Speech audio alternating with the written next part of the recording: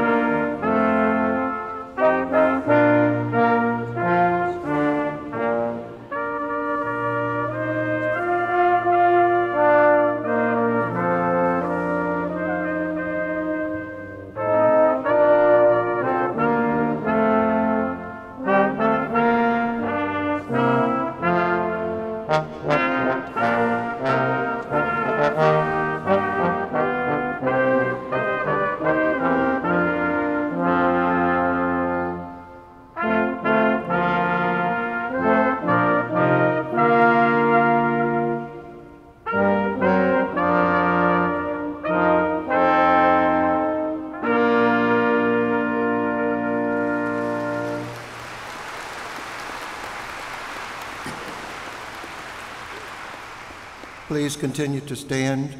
The invocation will be given by the Reverend Dr. Craig T. Coker, University Chaplain.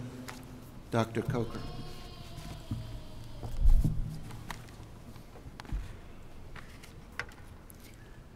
Let us pray. Gracious God, we give thanks for these graduates who have finished their course of study. We are grateful for all those who have walked at their side, for the friendships they have made, the insights they have found, and the knowledge they now possess. Give them a right pursuit of justice and truth. Keep them attentive to conscience, servants of the common good, and honest and humble with all. Amen. You may be seated.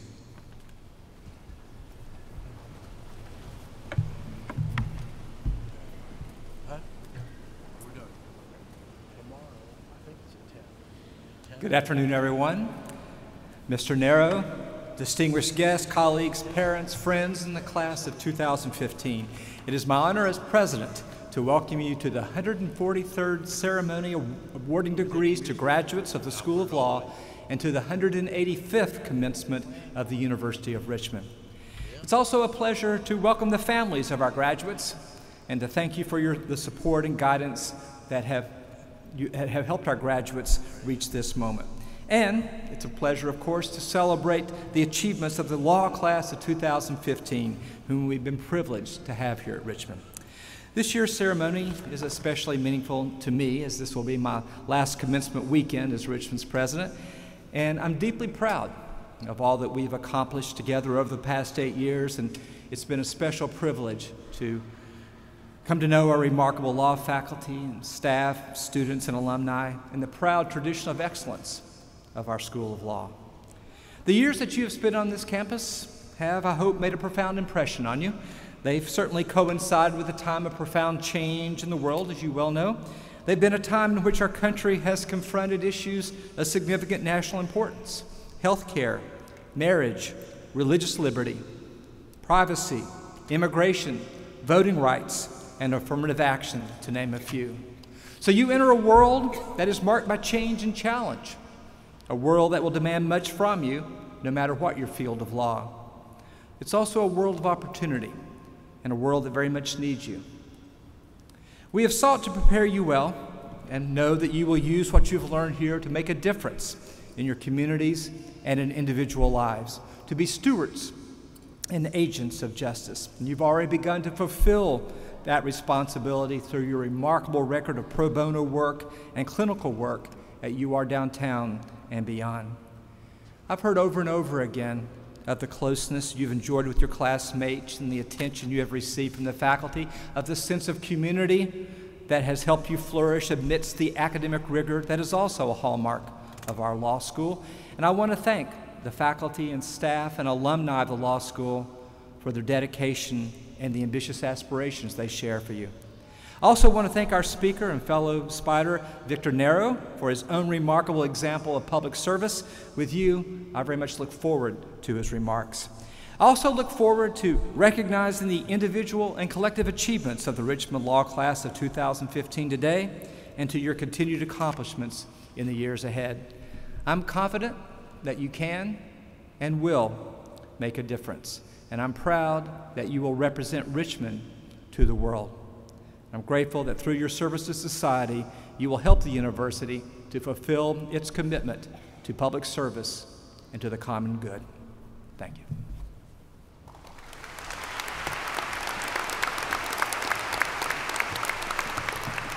Thank you, Dr. Ayers. On behalf of the faculty and staff of the law school, I too welcome you to the degree ceremony for the class of 2015. We turn now to our first speaker. In keeping with our tradition of active student involvement, we ask the class to select a student to speak on their behalf at this graduation. This year they've chosen Greg Collins. Greg is a member of the Trial Advocacy Board and the Veterans and Military Law Association. He was co-creator of a volunteer program designed to support the legal needs of our local veterans. I look forward to hearing from you. Greg.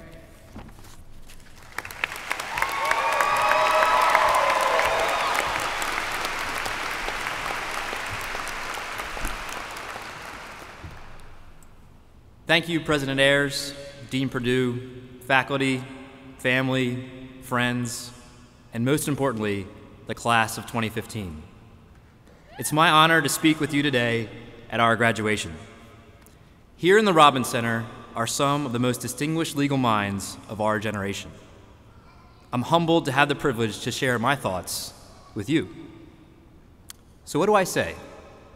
After years of training and legal research, I did what many other law students would do. I Googled commencement speeches for an idea. Typically, commencement speeches fall into one of two categories: a congratulation or a challenge. But neither a congratulation nor a challenge seem fitting for our commencement today, because this is just the beginning of our journey into the practice of law. Instead, I would like to share with you some thoughts on life, and hopefully in turn, that will allow you to become successful lawyers, and more importantly, to live a fulfilled life. My message is simple. Approach life as a journey. As we walk off the stage today, we are taking our first steps as legal professionals. Like a child taking his or her first steps, we are full of energy, eagerness, and excitement. With those first steps always come the first fall. Undaunted, a child will continue to try, eyes filled with amazement, a little bit more sure-footed with each attempt. Eventually, they'll be able to walk, run, jump, and if you watch my three little boys, kick, slide tackle, and leg wrestle in no time at all. In fact, I think one of my twins is in the back in timeout for doing just that. As imposing as the next few years seem, with the right approach, they can also be manageable, even enjoyable. Because if you approach life as a journey, then you gain control of the adventure. You decide the three most important parts: setting the pace, enjoying your destinations, and choosing your travel companions. Number one, set the pace. It's important to remember that life is a journey, not a never-ending series of sprint races. LSATs, applications, exams, job interviews, the bar exam. Sometimes it feels like we move from one sprint race to the next. Instead of feverishly trying to get ahead, consciously set your own pace. Traveling fast is fine, but at some points you need to slow down. Take time to stop, look around, and enjoy life. I often tell people that law school was actually easier because I was married with 3 children. As my wife shakes her head, "Love you, honey. You're awesome." Having other obligations forced me to think about my pace. I decided when to sprint and when to walk. But I learned over the last 3 years the importance of stopping to sit on the floor and play Matchbox cars. Because my 2-year-old and twin 5-year-olds are also part of my journey, and they really don't care whether Daddy has to read cases for tomorrow. So set a pace that allows you to enjoy the opportunities and the freedom that practicing law provides you. You decide what you want to achieve and what you can accomplish. Plan to encounter uphills and downhills and adjust your speed as necessary, because you are in control of your own pace. Number 2, enjoy your destinations. In any journey, you don't always choose where you end up, but that's okay, because you can still control your outlook no matter where you find yourself. A few years ago, I spent 7 months in a lovely, exotic location. Plenty of sunshine, a little bit of sand, very interesting people. I even got a ride around in a Hummer. It was a little town called Fallujah, Iraq. It was there that I learned you can find fulfillment, even enjoy yourself, in some of the most difficult destinations. Because what is important on a journey is not where you are, but what you do and who you are with along the way. Which brings me to my third and final point. Choose your travel companions. While on your journey, the relationships you make with other people are more important than any verdict, judgment, or negotiation. As the saying goes, good lawyers know the law, but great lawyers know the judge. It's a little tongue-in-cheek, but what that joke really explains is the importance of human relationships, making a connection with others so that you can convey your message. I love to hike on the Appalachian Trail. It's a single path that runs from Georgia to Maine, through the mountains and forests. One trail north and the same trail south. You expect to encounter other hikers, so there's almost an unwritten code of camaraderie, talking and greeting others on the path because you have become a part of one another's journey. And you never know when you may be in need of help. Like the hikers on the Appalachian Trail, law is one of the few professions where you are expected to encounter others and to foster relationships as part of our legal community. So smile, greet others along the way. Surround yourself with people that will bolster and complement your own abilities, because they are a part of your journey and you are a part of theirs. Approach life as a journey. Set your pace, enjoy your destinations, choose your travel companions. So that decades from now, when you decide to leave the practice of law, you will still be walking with that same sense of energy, eagerness, and excitement that you have as you walk across the stage today. Thank you, and congratulations.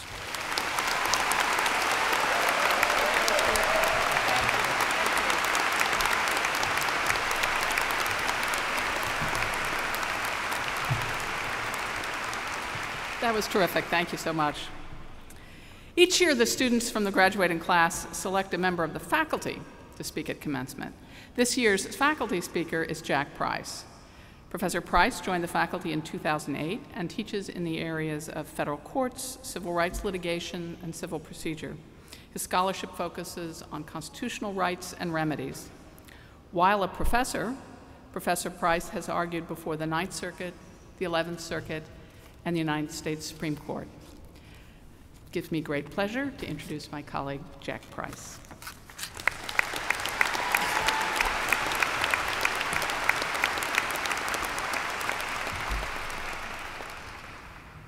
Graduates, it's so kind of you to ask me to speak with you on this wonderful day.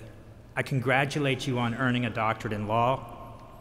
Look what you have done. You've worked hard, so hard, during the first and second years of law school. And you made it to today, your graduation day. You deserve a tremendous speech, and you just got one. And you're gonna get another.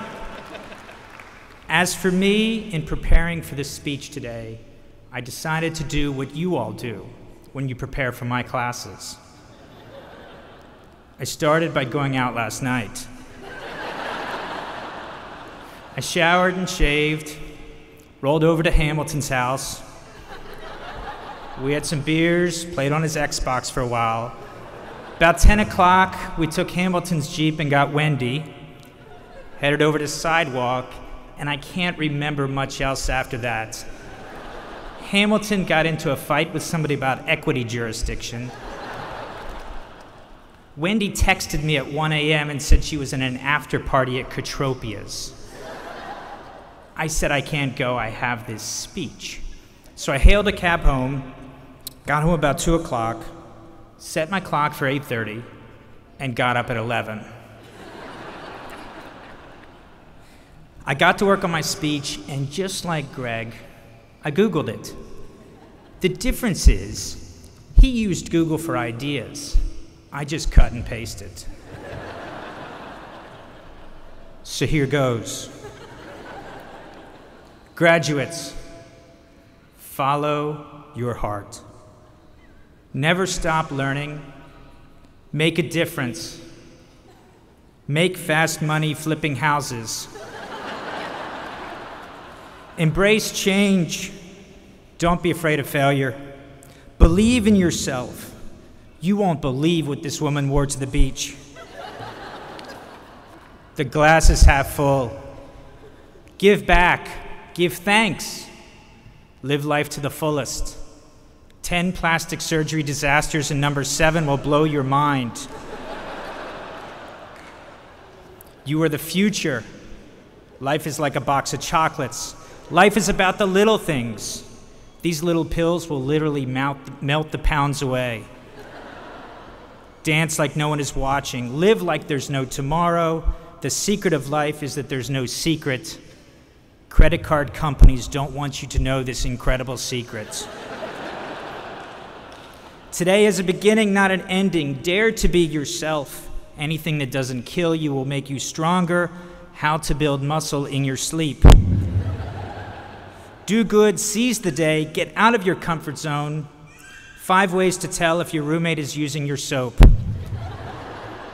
Good luck and Godspeed. Congratulations to the class of 2015. But I'm not done.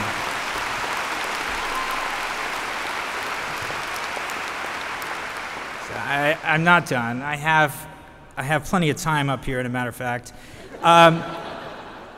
I spend an odd or even a ridiculous amount of time thinking about cliches. I don't know if it's the lawyer in me or not, but I tried to test them out in my mind. Why do we say them? Are they actually true or false? And there's one cliche that has nagged me and led me on a bit of a journey, and that's the one, live life to the fullest. For some reason, I decided to take it seriously. What would it mean, I thought, to live life fully, to be fully alive? So thinking about this drove me to read some about what makes humans distinct from all other life on the planet. Turns out scientists have thought about this for centuries. Once upon a time, the theory was humans were distinct because they can use tools, but that hypothesis fell apart. Other animals are quite adept at using tools. Then there was a theory for a while that humans are distinct because they can laugh. But that was wrong too. Numerous species, it turns out, can laugh. Another hypothesis was that humans are the only species that can practice law. Wrong again. It turns out that monkeys can be trained to practice law, and it can be done in 2 years, not 3. So what is it? What is it that is exclusively human? Well, there's a couple things. Language, fine motor skills, the capacity to reason are some examples. But there's one that arguably matters more than all others: our capacity for imagination. Imagination is not simply a nursery school activity where you pretend you're a pirate, or what an inventor does when he or she is trying to make something new. No, imagination is much simpler and much more ubiquitous. It is the act of bringing an idea into your mind. When I say tree and you picture a tree in your mind, that's imagination. Scientists actually call this intentionality. Some living organisms have no intentionality whatsoever. Take the humble worm. As far as we know, he has no idea he's a worm. He can't form true beliefs, and it's only the crudest capacity to understand the dirty world in which he lives. Dogs can do much better. They have some degree of intentionality. A dog can understand that his caretaker has come home, that a cat has run up the tree, and then he can reform those beliefs when the cat runs down the tree or the caretaker leaves. Intentionality in the dog, however, is limited to what scientists call first-order intentionality.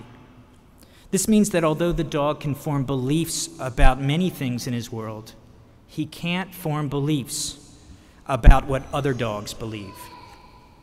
Primates have a much easier time with this. A primate, like the dog, has the capacity to conjure up ideas about his world: where to find food, who is threatening, how to stay dry in a rainstorm. Primates, however, can take it a step further. Primates can engage in what is known as second-order intentionality, which is to say they can form beliefs about what other primates believe. A primate can see a second primate and know without language that the second primate is sad. Humans, not surprisingly, far exceed primates in orders of intentionality. We exhibit not only second-order intentionality, but can take it up to the 5th or 6th order. A human being can know that Susan is sad, not only because Susan said so, but because Susan's friend Kelly is angry because David said mean things to Brian, Kelly's dad. This is truly amazing if you stop to think about it. Humans, unlike all other animals in the world, can figure out not just the beliefs in another person's head, but how those beliefs lead to beliefs in another person's head, and another's, and another's. If you want to know the difference between first-order intentionality and higher-order intentionality, watch the movie Old Yeller with your dog. When Old Yeller dies, you will cry, but your dog won't. The tendency to cry during movies may not seem like much to brag about, but it is. The ability to connect with characters in a movie is the same ability that allows us to form deep connections with each other in real life, to live in large, complex, and culturally rich societies. Look around you. What do you see? I see 1,000 different characters in 1,000 different movies. I see wonderful dramas and comedies and mysteries and romances. I see stories of untold richness unfolding around us, stories that we can enter with a single step. We need only let our mind run loose. Too often, however, I keep my mind on a leash. It is Tuesday, I say to myself. There is much to get done by Thursday. And so the people and their stories shuffle past my door.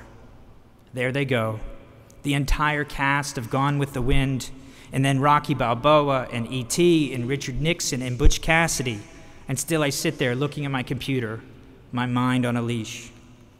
So suppose at this very moment, we endeavor to live life to the fullest. We endeavor to imagine the stories that are around us, in here and out there.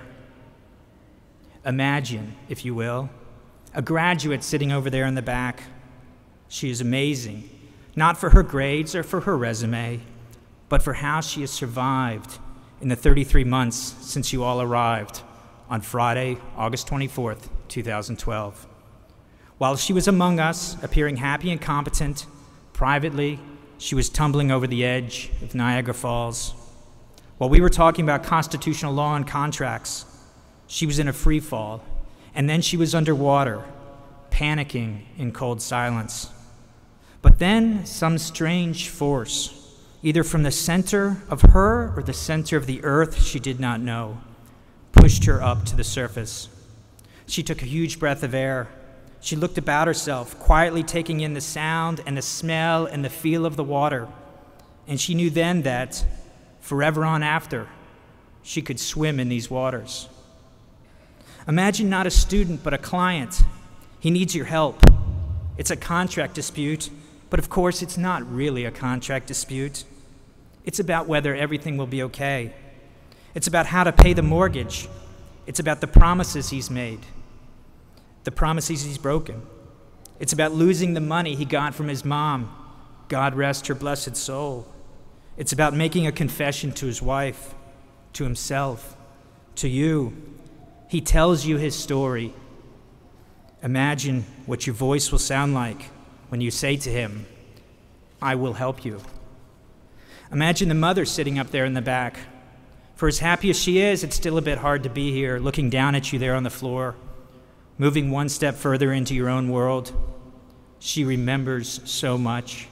The clothes you used to wear, the way your hair looked in the mornings, the way you ate your crackers in tiny bites. She remembers especially the look of your face, perched over a bowl of cereal, milk dripping off your chin, staring back at her with a look on your face that says, I'm yours forever, Mama. You didn't mean to lie then. You just didn't know. You didn't know that you can't be hers forever. But imagine right now that you could. Imagine that two people could belong to each other forever, sitting across from each other at the breakfast table. There's a guy among you all, poor guy, he's been holding his breath for an hour now. Like a kid hiding in a closet, he's holding his breath so no one will find out. Find out that he's graduating from law school and, God willing, going to be a lawyer. It can't be true, not this kid. He's just an overgrown skateboarder, a bit of a punk even, not like the rest of us. Why does he dress like that, everyone says? Why does he talk like that?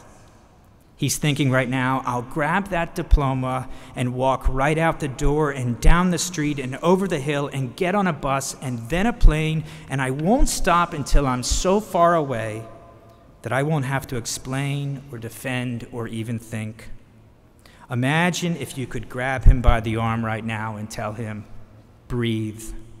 You deserve to be here. You deserve to be up there on stage with everyone cheering. So take a breath and stand up. Finally, imagine your teacher. Truth be told, he's glad to be done for the semester, but only because teaching can be so intense. It's not the daily lesson that burdens him, but the doubts that lurk around the edges. How hard to push, how much to demand, how to inspire, how to unsettle, how to create. When the class empties out and he's done gathering questions, he gathers his books and walks to the door. And somewhere in the empty room, there's a ghost whispering to him, did they learn to think like lawyers? Did they learn to think like humans? Thank you and congratulations.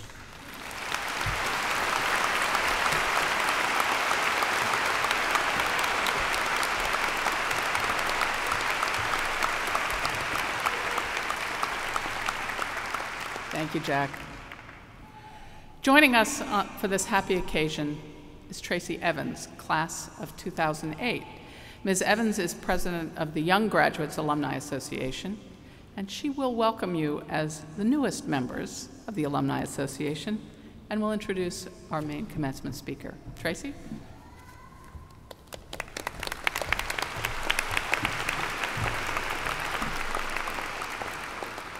Thank you to President Ayers, Dean Perdue, faculty and staff for inviting me to speak today. Also, thank you to the graduates for pretending to listen and care what I have to say, even though you have no idea who I am. I appreciate it. When the school asked me to speak, I wanted to tell a joke to make an impression to stand out on a memorable day. All week, I've been preparing jokes and analyzing them like any good lawyer. Last night, I tried a few out on my law school best friend, and even after 2 glasses of wine, she still didn't think any of them were funny. So I don't have a joke for you today. However, what I do have is the ability to welcome you as the newest members of the Law School Alumni Association. You represent the greatest asset of our fine institution, its outstanding students and graduates. That includes me, of course. We are proud of you and proud of the University of Richmond School of Law. I look forward to meeting each of you as we continue to work together to support our alma mater. I also have the pleasure of introducing our principal commencement speaker today, who is Victor Naro. Victor Naro is the project director of UCLA's Downtown Labor Center and a graduate of the University of Richmond. I also had the pleasure of meeting Mr. Naro when I was one of the co-symposium chairs of the Journal of Law and Public Interest. Mr. Naro came and spoke at our symposium, so I feel like we've come full circle today where I'm introducing him. Mr. Naro's biography appears in the program, so I will not take time to enumerate the many accomplishments of his outstanding career. We are honored and delighted that he has accepted the university's invitation to participate in the law school commencement. It is a great privilege to introduce Victor Naro.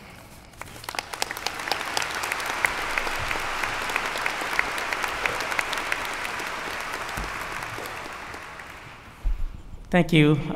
Thank you, Dean Perdue, President Ayers, and the faculty at the law school for this opportunity to speak to everyone today. Before I begin, I want to wish my wife a happy birthday. So, thank you. Part of being a good lawyer is remember your significant other's birthday. So I want to remember. And then there's a few folks I recognize that I just want to acknowledge. You know, the great thing about these kind of small law schools is the nurturing of the relationships. And I want to recognize Michelle Rodman and Ann Hodges is somewhere there, and Margaret Basico, I see Dean Murphy way at the end. You know, my work for social justice has been a continuation of the relationship I've developed with them over the years, and they've helped guide me to be the person I am today in many ways, so thank you. Brothers and sisters from the graduating class, I'm grateful again to be standing before you today. I want you all to take a deep breath and exhale slowly. And think about the present moment, the here and now, where your families, friends share in this moment between you and your classmates.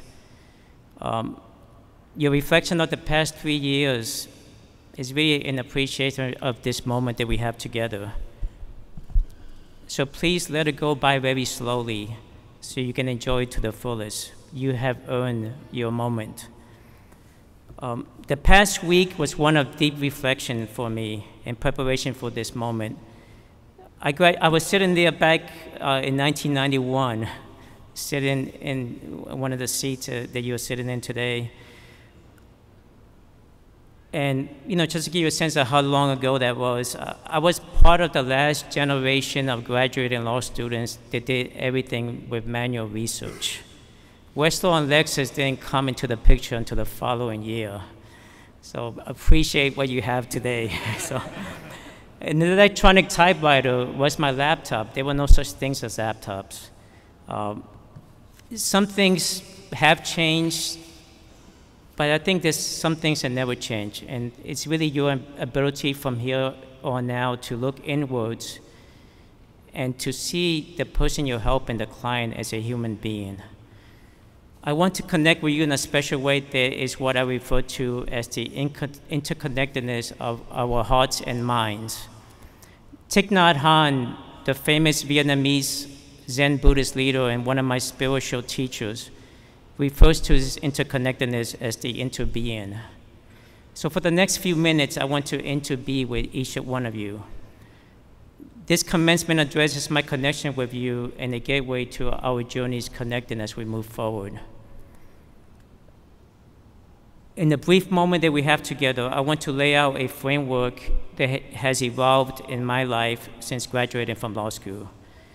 Number one is being a legal activist, and what does that mean? Number two is the heart-to-heart connection. And number three, which I think is the most important one, is self-care and legal activism. So the first one is legal activism. So being a legal activist does not mean activism in a political sense. Judge Learned Hand once said that liberty lies in the hearts of men and women. When it dies there, no constitution, no law, no court can save it.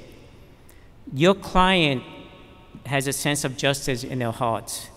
Being a legal activist is to connect directly with that sense of justice. You have the potential to bring the law to life for them and create a sense of hope and a sense of empowerment. Each one of you will be a legal activist no matter what area of the law you will find yourself in your journey. Mohandas Gandhi, one of the great leaders of the 20th century, who was a lawyer himself, once said that my message is my life. The way you carry out your work as a legal activist in the future will be your life message. Always be mindful of that in your daily work as a lawyer. Part of being a great legal advocate is to have the deep knowledge of the law, analyze the situation, and apply the law. But that's just part of it. The other part is the ability to connect the law to the heart of the person that you are trying to help, to make the law come to life, and to bring aliveness to that person. The second concept is heart-to-heart connection. Interconnectedness between all of us is an important and indispensable part of a legal activist's life. During the process of legal activism, we become interwoven with the lives of those around us. In reaching such a potential human relationship, we are able to stir the goodness inside of us to become the focal point from which we are connected. St. Francis of Assisi, my other spiritual teacher, saw love as a driving force that enabled us to connect with our goodness and share it with others. This is true solidarity in action, sharing our struggles, our burdens, joys, and victories with one another. Active listening is a part of this. We must learn to engage in active listening with our hearts, which will then enable us to speak through compassion and love in speech, and not anger, frustration, or fear. Really listening and hearing without judgment is a gift we can give to each other to enhance all of our lives. When we are really heard and the other understands our meaning and emotions, we feel valued and respected. And this is a condition necessary for true love and true happiness. There's no more precious gift to give or receive than to listen to the words of another. The process of active listening and love and speech will enable you as legal activists to be mindful and respect the dignity within the people you are trying to help. As St. Francis did with his group of followers, you as legal activists should create your own sense of community that becomes your spiritual incubator that will help you grow and free you up to serve. The way to live in a fulfilling life is to spend it in the service of others and not trying to hide somewhere where you can feel safe and protected. You have the freedom to choose healing and love as a way of life. And this is, to me, is what healing justice is all about. Thich Nhat Hanh said it best with the following quote: "If while we practice, we are not aware that the world is suffering, that children are dying of hunger, that social injustice is going on everywhere, we are not practicing mindfulness.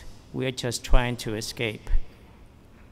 To better understand what I mean by heart-to-heart communication, let me share with you a little bit about the world in which I work every day. In this country, there are close to 11 million persons that the government has declared them as illegal. My work on a national level is to change the federal laws to win a humane process for them to obtain legal status and a path to citizenship. On a local and statewide level, my work is to address their unlawful living conditions, their unlawful working conditions, through policy and legal advocacy campaigns. Throughout my daily work, immigrants in Los Angeles come to my office with so many stories of hardships and exploitation. And in the process of connecting with them, I help provide for their comfort and prosperity. These immigrants are the hardest working and least protected members of our society. And my daily work is to help them where it's possible in the legal landscape, but outside of the legal landscape, to help them empower themselves and so they can make a difference in their lives. There can be a feeling of emptiness that creeps in when the work of legal activism becomes a routine of daily activities and tasks. A framework of spirituality and mindfulness enables one to reflect and focus on the interconnectedness that we have with our inner selves and with those around us. Much of our daily work as legal activists is about the fragility of life and not knowing what's going on or what will happen next, but in the end, relying on our inner strength to believe that life is inherent in everybody that we help. This helps us to realize that it is the relationships within our daily work that should become the central focus. There is really no meaning in a task or activity unless there is a deep interconnection within yourselves and with one another in your legal activist work. Always remember that the people you meet along the way in your journey are dealing with their own hopes and fears. Everyone you meet loves something, has lost something, or fears something. Your client will be a mother, a father, or some other family member. He or she will live in a community with its own hopes and fears. Remember that the legal profession by its nature is based on adversarial relationships. But that does not mean that in the process of being the best possible legal advocate for your client that you forego compassion and humility. Gandhi once said that your nonviolence must shine through your speech, through your action, and through your general behavior. He then goes on to say that nonviolence is not like a piece of garment that you can put off and take off. Its seat is in your heart, and it must be an inseparable part of your being. This, for me, is true legal activism in action. The final framework that I present for you as you move forward is the concept of self-care and legal activism. This one is the closest to my heart as someone who has suffered mental and physical setbacks of burnout over the years. Your life journey up to now and what comes next is the culmination of so many relationships, friends, mentors, and others, each one having a unique, special place in your heart. Thich Nhat Hanh teaches us that until we are able to love and take care of ourselves, we cannot be of much help to others. What does this mean for you as a future legal activist? As legal activists, it is incumbent upon us to find a unique balance between self-care and service. We must find this balance for ourselves, our families, our friends, and our community. Our spaces for self-care and self-retreat become a critical part of our work as legal activists. As legal activists, we must find our own unique balance between self-care and service. We need to be able to disconnect and enter into our own periods of self-reflection and renewal in order to have lasting, meaningful impact as legal activists. You have a special gift that you are taking with you today as a future legal activist, but share that gift with others. Go into your personal spaces for reflection and meditation, but always keep yourself mindful of your special gifts and how you can share them with the whole world. As legal activists, you will constantly be facing the dilemma of extending yourselves emotionally, physically, and spiritually because of the great demands placed upon us by communities in need of justice. Too often times, we are consumed by this self-martyr syndrome, where the measurement of our commitment to our work is determined by how much we sacrifice of our bodies, health, and our relationship with loved ones. You must never sacrifice yourself to the level of jeopardizing your healthy bodies, your healthy lives, and your healthy balance. Your ability to do work as a future legal activist is relying on your physical capacity and your health. There should be no disconnection here. If you are unhealthy, you are limited to what you will be able to do as legal activists. Healthy body, mind, and spirit should equate healthy legal activisms. Finally, upon receiving your degree today, I want to welcome you into a new community, which is the community of alumni of this great law school. It's a community of this group. It's a community member of this group. It's our responsibility to be there for each other. Whenever I receive an email from an alumni from the past, an alumnus from the law school, a phone call, or even a Facebook post, I always stop what I'm doing to attend to that person. And I challenge you to do the same for others who are going to come after you, future graduates of this law school. As I end this special moment together, I leave with you an excerpt from a teaching from the great Jewish thinker, Rabbi Tarfim. This is a passage that I always share with my UCLA students during my last day of class with them. You are not obligated to complete the work, but neither are you free to abandon it. Do not be daunted by the enormity of the world's grief. Do justly now, love mercy now, walk humbly now. Thank you for sharing this special moment with me. Congratulations.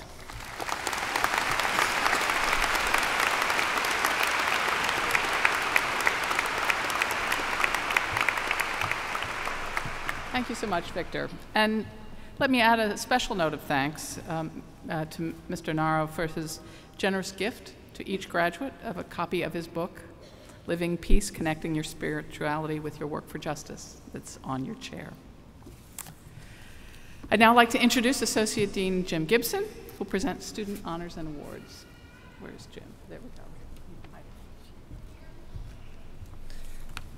Thank you, Dean Perdue. The law school's third-year class gift was established in 2005 and has been growing in size and participation every year.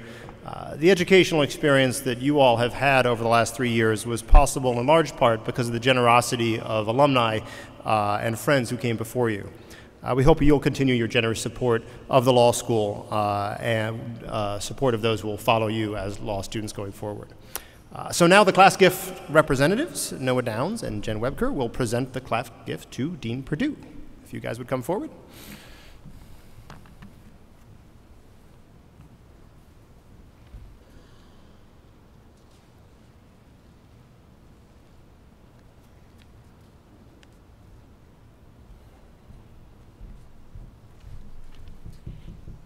Dean Perdue, on behalf of our class, and especially on behalf of the section with the highest class participation, Section 2. Woo! It is our honor to present you with our Class of 2015 gift. Thank you so much.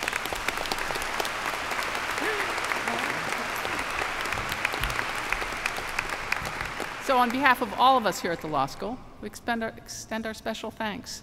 Your education is made possible by those who've come before you, and we're very grateful that you're continuing that by giving forward to the next generation. Thank you.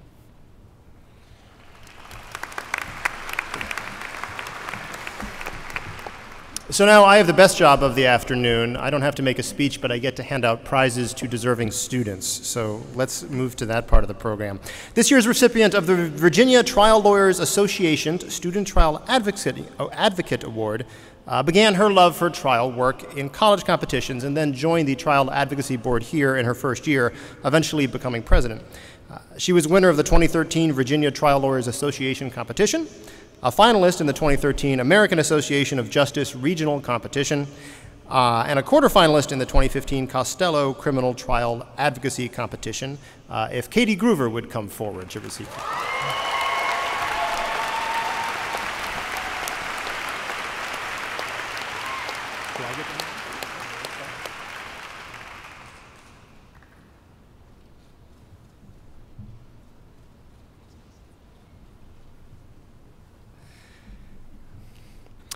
The recipient of the International Academy of Trial Lawyers Student Advocacy Award, oh, I'm sorry, another round for Katie, is all, Hamilton Bryson said, you know, keep it as short as possible, so I'm just trying to stay on pace. She's also a born trial lawyer. She was the 2013 Interscholastic Trial Competition winner, a regional finalist for the 2013 AAJ Student Trial Competition, and a semifinalist and best oral advocate in really too many other competitions to list here. Amy Whitelaw, if you would come forward for this award.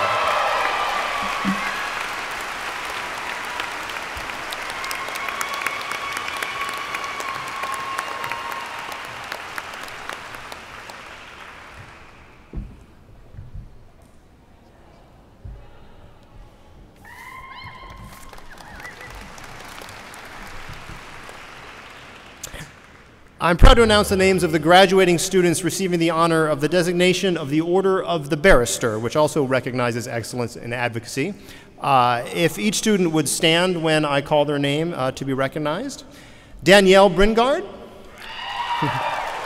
Greg Collins, Sean Freeman, Kate Gray, Katie Groover, again, Corey Jenkins, Brad Kent, Tim Patterson, Robert Vaughn, and Amy Whitelaw.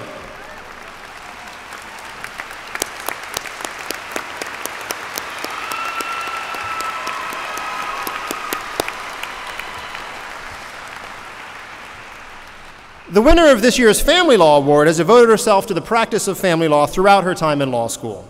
She did an extraordinary job during her time in the Family Law Clinic and will be receiving her Family Law certificate upon graduation. A devoted advocate who's planning her career in family law. If we could have Andrea True at the podium, please.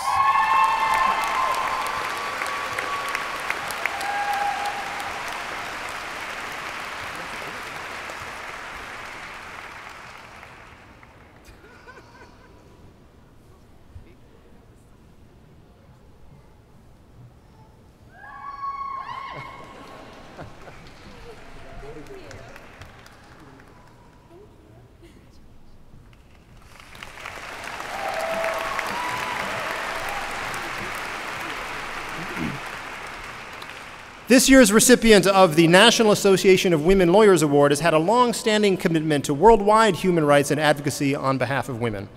Prior to coming to law school, she worked with women who were acid burn victims in Pakistan, and as a student here, she represented immigrants and their families in London and worked with the Chief Justice of the Pakistan Supreme Court to guarantee civil liberties to religious minorities in that country. As one faculty member here put it, this student is going to make a difference. Z. Malik, if you would come forward, please.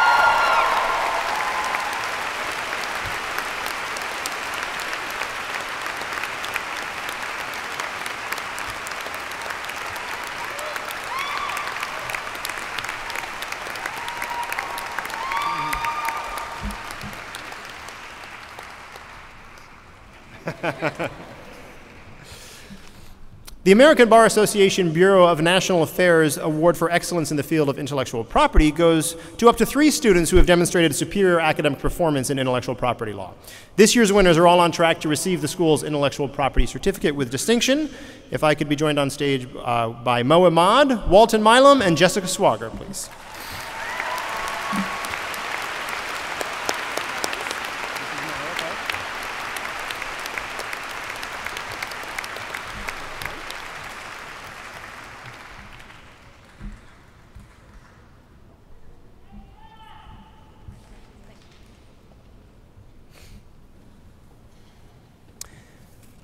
The Oswald Jackson Jr. Award for Excellence in Intellectual Property is named after the first ever teacher of an intellectual property course here at Richmond. Sponsored by the Greater Richmond Intellectual Property Law Association, it goes to the student who has made the biggest contribution to the IP program, both in and outside the classroom. This year, the association was kind enough to allow us to give the award to two very deserving recipients. If we could see Hank Fisher and Billy Raska, please.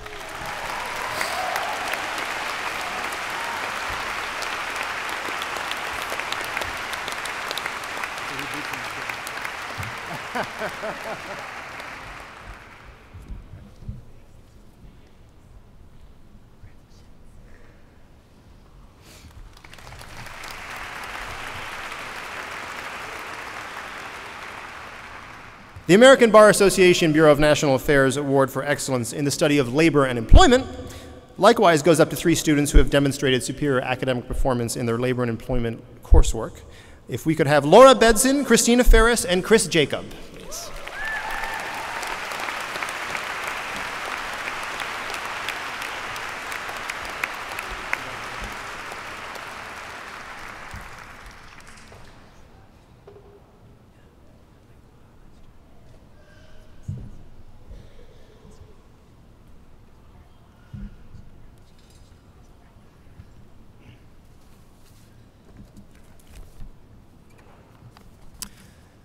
The American Bankruptcy Institute's Medal of Excellence goes to a student who has excelled in the study of bankruptcy and is interested in pursuing a career in that field. This year's very deserving recipient is Hillary Wallace.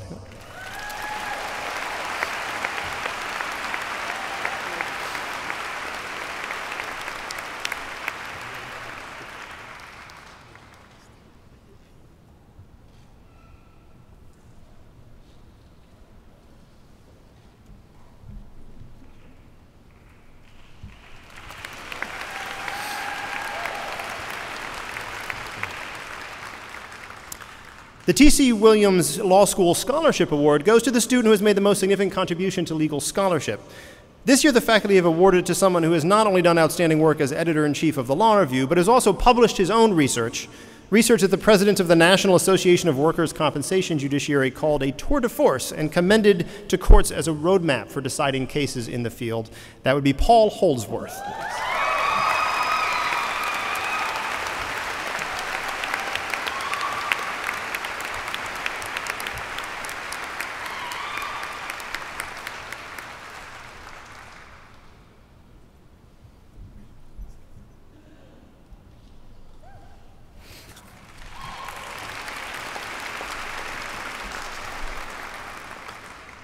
There are 2 winners for this year's Oral Brown Award for Clinical Excellence in the Children's Law Center. The first is a natural advocate with an uncanny ability to help clients grasp complex legal concepts, as with the brochure that she created to explain constitutional rights to teenagers in a way that they could understand. Our second recipient began her clinical career in the Children's Defense Clinic, where she and her partner tirelessly helped their sometimes homeless client deal with legal challenges in 2 different jurisdictions. She also wrote and edited numerous case law updates and articles about juvenile justice. If Carrie McClung and Christina Sorensen could come forward.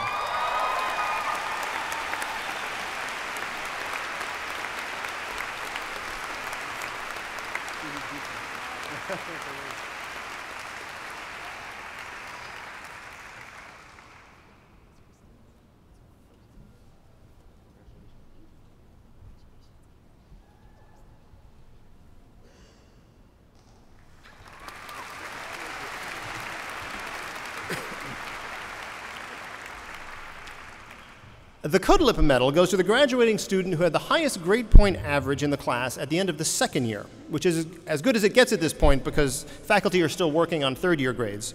Remember, due May 20th, everyone? If Sarah Bennett could please come forward for the medal.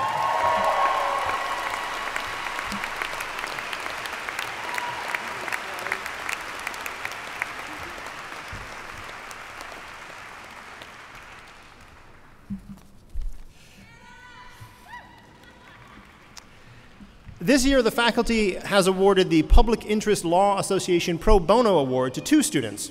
Both have been committed to community engagement literally since day 1, as they both volunteered for the service project that took place during their 1st year orientation.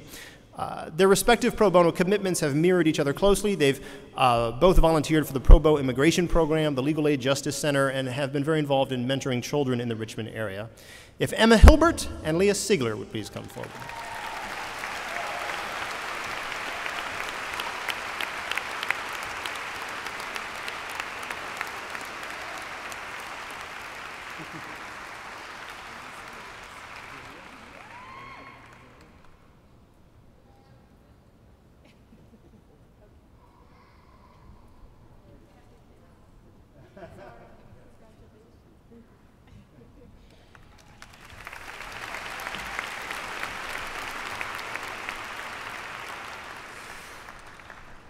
The Nina R. Keston Service Award is not given every year, but only when the faculty believes that a student has shown extraordinary contributions to the school, the community, and the profession. This year's recipient has served in numerous programs and capacities in our Carrico Center for Pro Bono Service, beginning in his first year, and has worked on programs both in the law school and in the broader community with discernment and compassion. Of course, I'm referring to Miles Jolly, if Miles would come forward.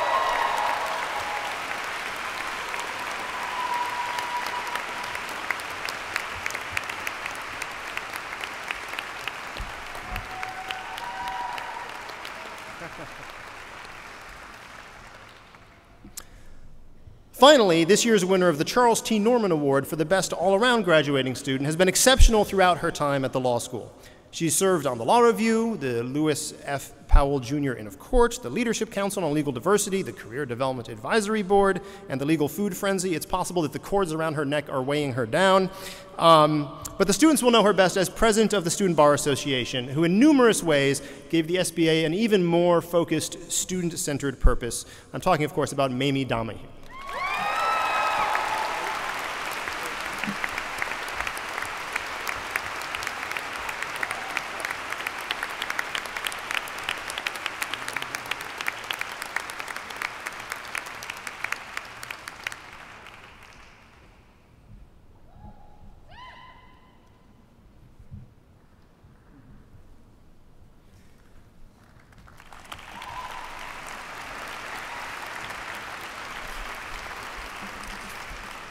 And if you would, one final round of applause for all of our scholarship winners.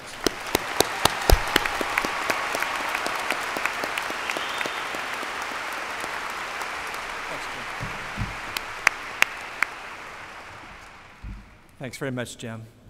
We now recognize those who have completed the requirements of the faculty and who have fulfilled the expectations of the entire university community.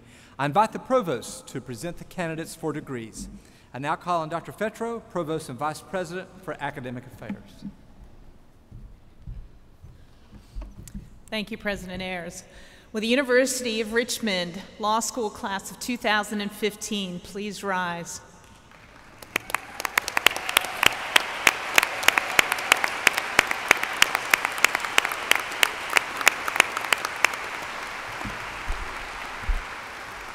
Mr. President, on behalf of the faculty of the University of Richmond School of Law, I have the honor to present these candidates for the degree Juris Doctor. By virtue of the authority vested in me by the Board of Trustees, and upon the faculty's recommendation of completed requirements, I confer upon you the degree of Juris Doctor of the University of Richmond with all the rights, privileges, and responsibilities appertaining thereto. Congratulations.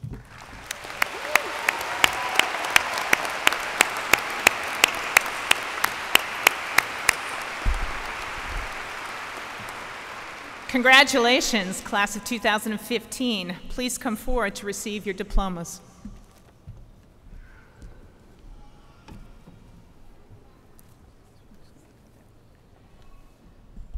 Paniota Calamaras.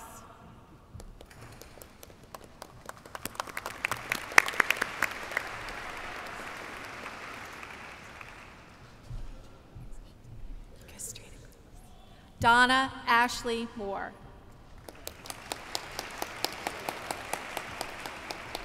Megan Jean Paget Brown.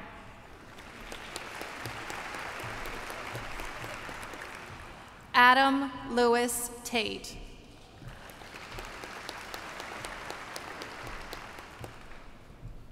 We now recognize the candidates for the Juris Doctorate degree from May of 2015. Rachel Renee Cloud de Sutter Adamo.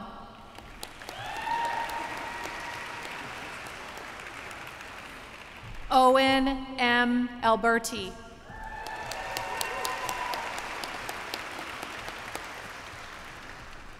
Saoud Al-Dasari.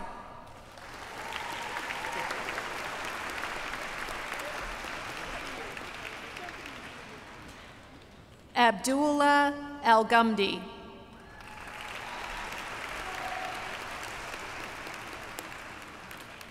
Cheryl Marie Atchison. Tara Ann Badaway. Lee Ji Bai.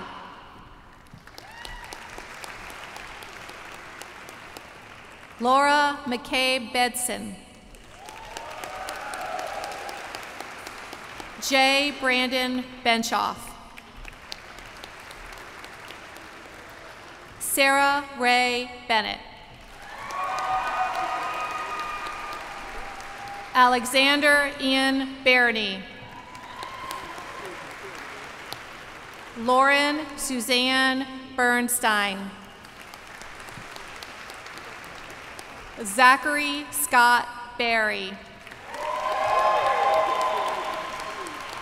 Jacqueline Louise Bolin. Catherine Lindsay Bratt. Danielle Marie Brinkard. Emma Elizabeth Buck. Justin S. Carter. Francis Leslie Christian Caruso. Jared A. Chaplin. Lauren Jean Clark. Gregory Leonard Collins. Kevin M. Conneran. Michael J. Conley. Havlin Crispin Crittenton. Nicholas Anthony D'Antonio. Victoria A. De Las Casas. Dylan Rose Denslow. Patrick Farley Dillard. Mamie Beth Forum Donahue. Christopher K.G. Dorsey. Daniel Noah Chile Downs. Leah Teresa Dubuisson. Sabrina Rakow Earl. Jessica Ertl. Amanda Ray Evans. Heather L. Faunis. Morgan Lee Faulkner. William Henry Fisher III. Christopher John Flynn. Jill M. Fogliano. Richard M. Forsani. Sean Kelly Kaipu Freeman.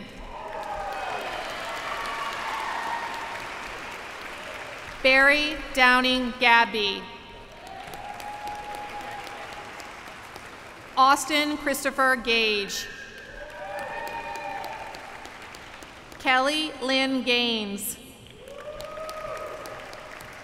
Stephen Michael Geisinger. Catherine Meade Gray. Garland Gray III. Nathaniel Brooks Grayard. Catherine Elizabeth Groover. Spencer J. Gould. Holly Michelle Gunn. Joshua B. Harris. Andrea Warner Hart. Charles Waverly Hazelwood III. Emma Eileen Hilbert. D. Paul Holdsworth. Catherine Q. Holmberg. James Jun Suk Ha. Mohammed Saeed Ahmad. Corey M. Jenkins. Miles D. Jolly. William Henry Malore Jones. Jonathan Beck Jordan. J. Aaron Kelly. Donald Bradley Kent Jr. Aubrey Caitlin Keel. Samuel Christopher Oliver Dewey Cott. Andrew M. Larson. Sylvia S. Lee. Brittany Lynn Lemons. Catherine Elizabeth Lent.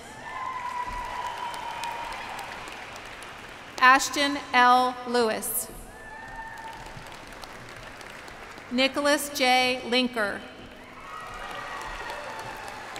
Carrie Taylor Linkus. Leah Louise Lorenz. Kayleen M. Lovell. Stephen David Lozier. Alexandra Michelle Lyden. Jeffrey E. Lynett. Anna Makowitz. Shaharazad C. Malik. Catherine Alice Martin. Christian Mathers. Lauren Elizabeth Maxey. Jasmine Renee McKinney. Spencer Paul Mead. Joseph Walton Mylam III. Kevin David Milgram. Jeffrey P. Miller. Robert K. Miller, Jr. William M. Miller. Robert E. Mitchell IV. Christy Morgan No. Sean P. O'Fallon. Orrin Davis Oki V. Sarah Daniel Padway. Timothy David Patterson. Harold Winfield Pike. Jason Albert Poole. Adam Benjamin Pratt. John S. Ralston. William G. Raska. Bradley David Reeser. Stephanie Karen Rich. James Robert Christopher Rohde. Sarah Virginia Rose. Pietro Francesco Sanitati. Daniel E. Savage. Derek Glenn Schnitzer. Bennett Hill Sharp IV. Dominique Leonard Simon. Carolyn Coleman Sloan. Angelica Marie Smith. Veronica Lynn Snodgrass. Christina K. Sorensen. Anne Rhodes Spillman. Leah Michelle Stigler. Christina Joanne Stein. Francis Alexander Sutherland III.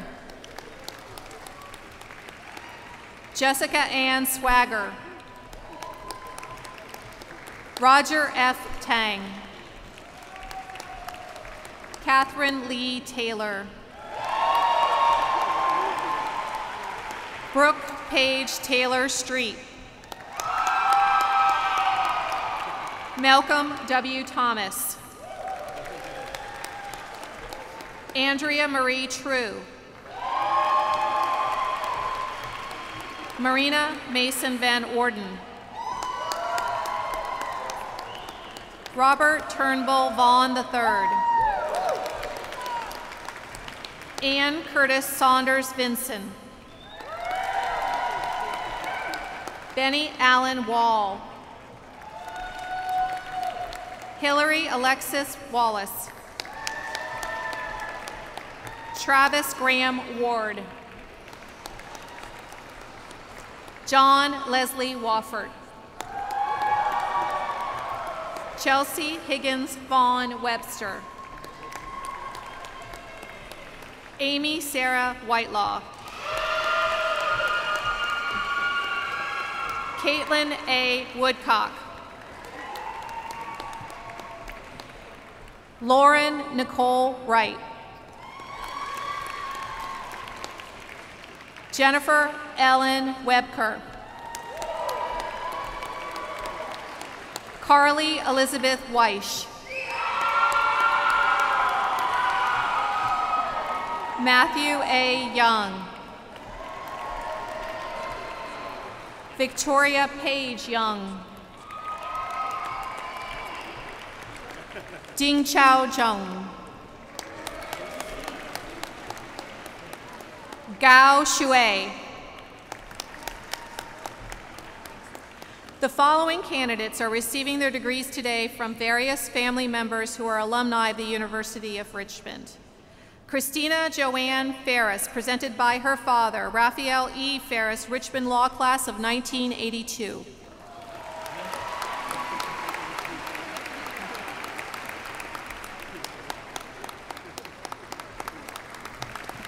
Joshua B. Goodwin, presented by his father, the Honorable W. Chapman Goodwin, Richmond Law Class of 1978.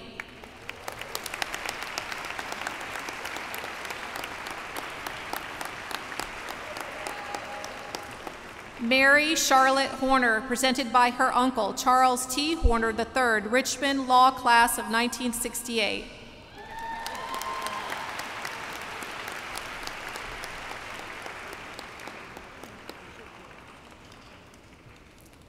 Christopher H. Jacob, presented by his mother, Lynn Jacob, Richmond Law Class of 1982.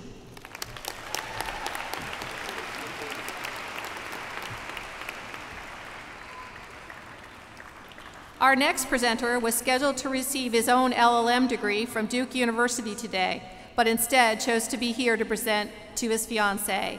Carrie Jean McClung, presented by her fiancé, Mike McCullum, Richmond Law Class of 2013.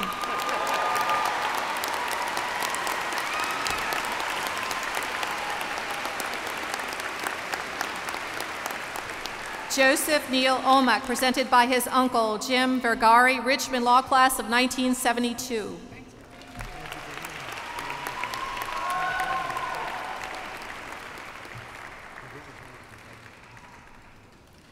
Scott Andrew Signer, presented by his brother, John Joseph J.J. Signer, Richmond Law Class of 2013.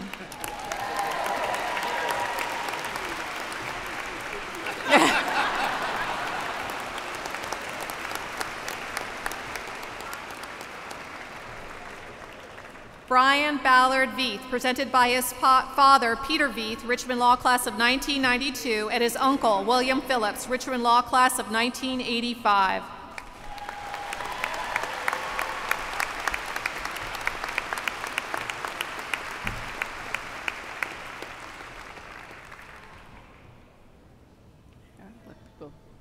Dean Henderson, thank you for reading all those names. Ladies and gentlemen, join me in saluting the now graduated class of 2015. Congratulations.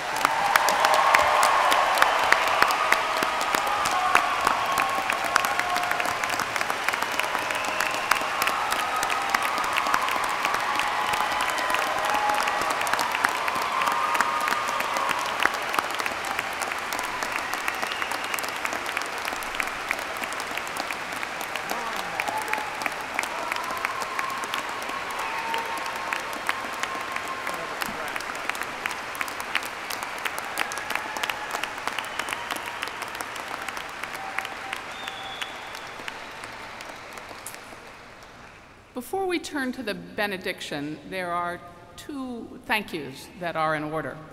First, let me say to the class of 2015, each of you has worked incredibly hard and your accomplishments are very noteworthy, but you didn't do it alone.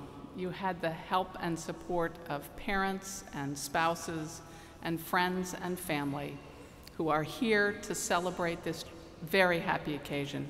But may I suggest you turn and give your thanks to each of them. Please, thank you all.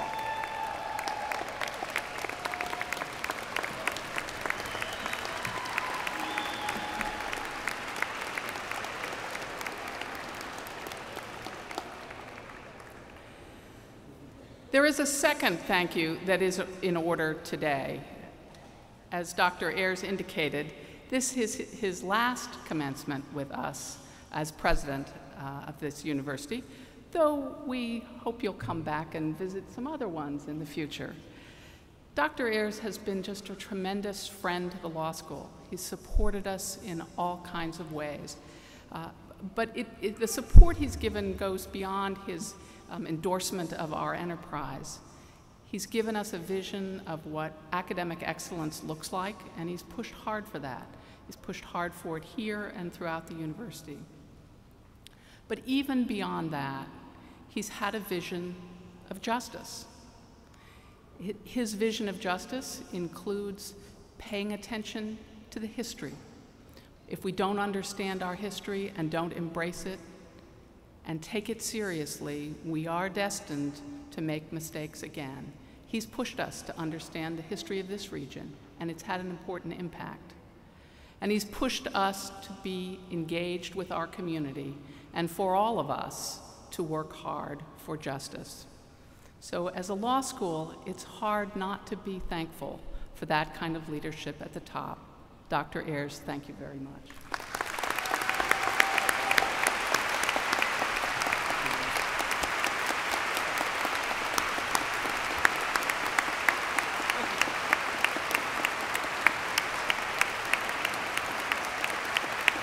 And now, if you will stand as you are able, we turn to the benediction.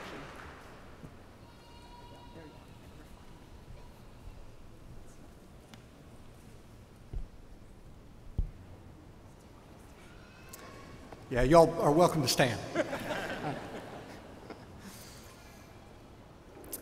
And now as you go, may God give you a tongue to speak the truth and a longing for justice, ears to hear the world's pain and a heart to respond, eyes to see beauty and imagination to embrace it, hands to receive the most precious things in life and cherish them forever.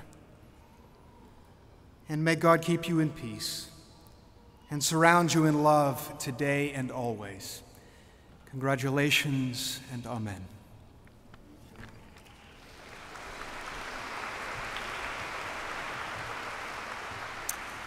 This concludes the graduation ceremony. Please remain seated as the platform party and students recess, and then join us for a reception out on the patio of the Robbins Center. Thank you all.